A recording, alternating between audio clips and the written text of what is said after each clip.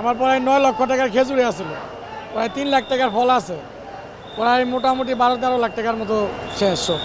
আলামিন মিয়া রমজান মাস উপলক্ষে দোকানে তুলেছিলেন ২ টন খেজুর। আগুনে এখন সব শেষ।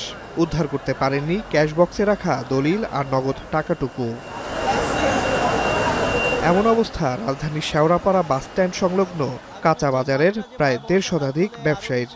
এখানে ছিল চিড়ামুড়ি, ফল, মাছ, মুরগি ও কাঁচামালের দোকান। বৃহস্পতিবার দিবাগত রাতের আগুনে এখন সর্বশান্ত সবাই।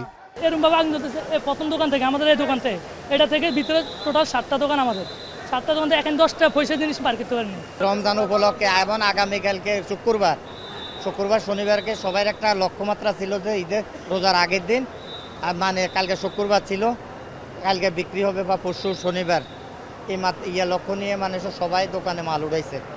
কিন্তু দেখা গেছে কি এখন একটা বিন্দু, এক মুঠ চাউল বা একটা কিছু যে বাইর করার মতো কারো কোনো ক্ষমতা ছিল না, এমনভাবে মানে দাও দাও করে আগুন জ্বলছে।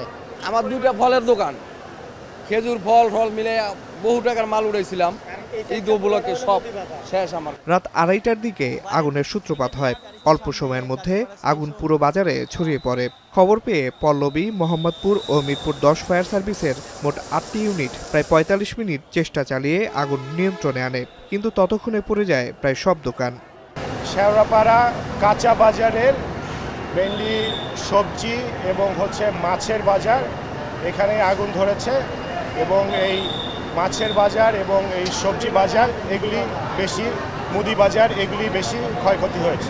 আগুনের সূত্রপাত ও ক্ষয়ক্ষতির পরিমাণ তদন্তের পর জানা যাবে বলে জানিয়েছে ফায়ার সার্ভিস।